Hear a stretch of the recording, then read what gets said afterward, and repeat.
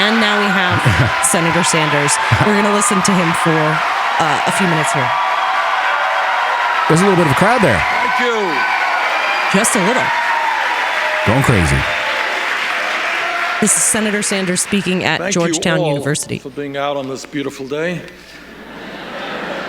And let me thank Mo and Shweta for that wonderful introduction.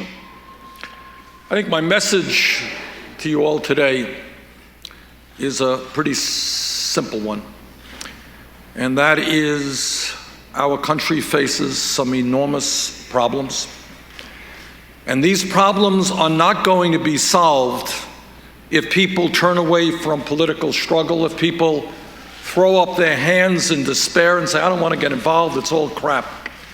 You are getting a great education here in Georgetown. And I hope very much you will use what you have learned here to fight to create a better world and to follow in the traditions of so many people for so many years who have struggled to create a more democratic and just society. Let me take you now back to the 1937. And in his inaugural address, in the midst of the Great Depression, President Franklin Delano Roosevelt looked out at the nation in the midst of this terrible depression. And this is what he saw, and this is what he talked about in his inaugural. He saw tens of millions of people denied the basic necessities of life. He saw millions of families trying to live on incomes so meager that the pall of family disaster hung over them every single day. He saw millions of his fellow Americans denied education, recreation, and the opportunity to better their lot and the lot of their children. He saw millions lacking the means to buy the products they needed, and by their poverty, by their lack of disposable income, denying employment to many other millions. Because when you don't have money to spend, you're not creating jobs for other people. He saw 1/3 of a nation ill-housed, ill-clad, and ill-nourished. And he acted against the ferocious opposition of the ruling class of his day, people he called the economic royalists. Roosevelt implemented a series of programs that put millions of Americans back to work, took them out of dire poverty, and restored their faith in government. He redefined the relationship of the federal government to the people of our nation. He combated cynicism, fear, and despair. He reinvigorated democracy. He transformed our country. And that is exactly what we have to do today. And by the way, almost everything he proposed, almost every program, every idea he introduced was called socialist.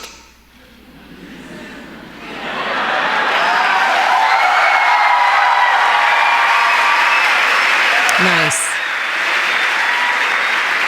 This is Senator Bernie Sanders speaking at Georgetown University. I thought I would mention that just in passing. Democratic-Socialism.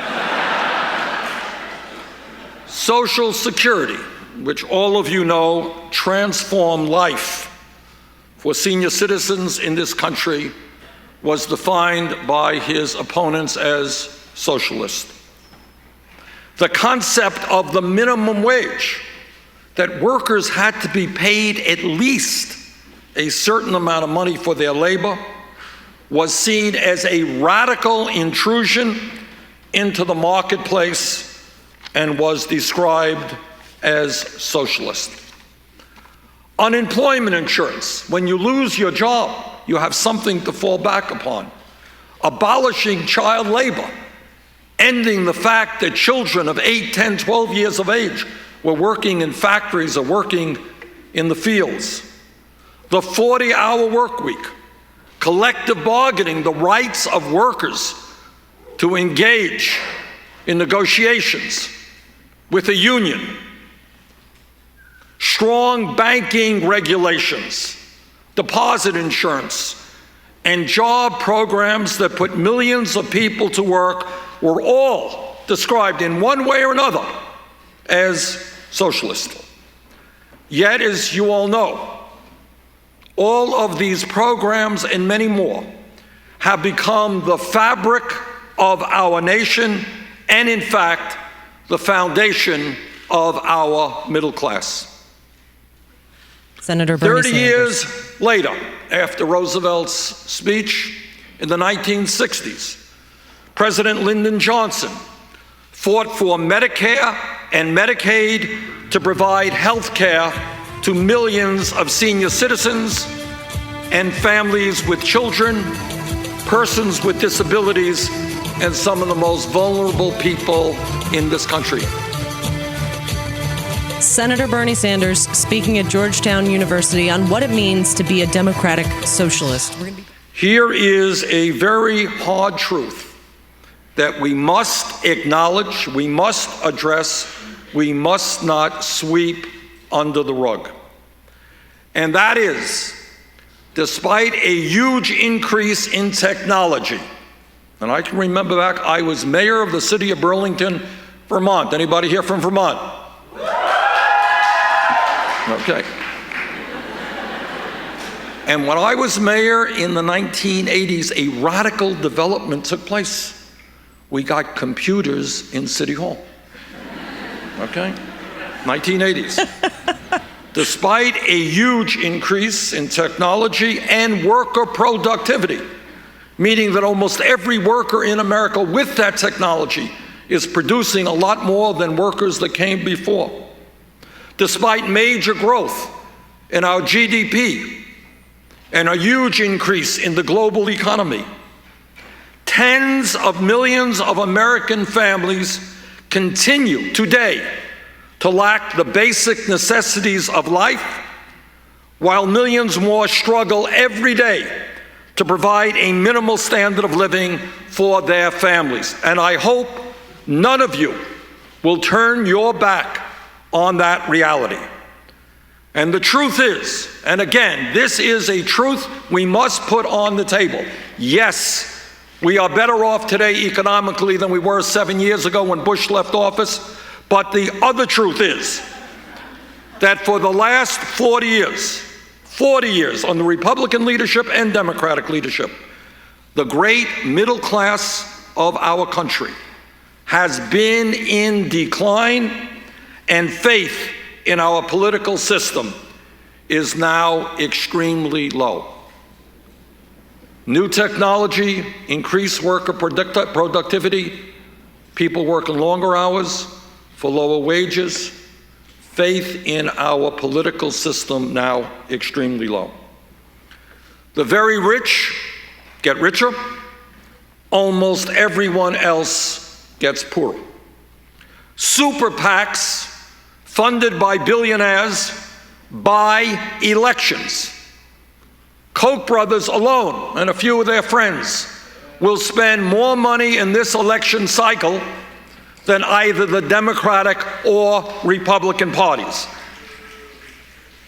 Ordinary people, working people, young people, don't vote. We have an economic and political crisis in this country, and the same old politics and economics will not effectively address those crises. If we are serious about transforming our country, and I hope all of you are serious about transforming our country, if we are serious about rebuilding the American middle class, if we are serious about reinvigorating American democracy, we need to develop a political movement which, once again, is prepared to take on and defeat a ruling class whose greed is destroying our nation. To watch more clips from our programs, hit the Watch More Videos button over here. And please be sure to hit the handy-dandy subscribe button so you'll always be up to date. Tag, you're it.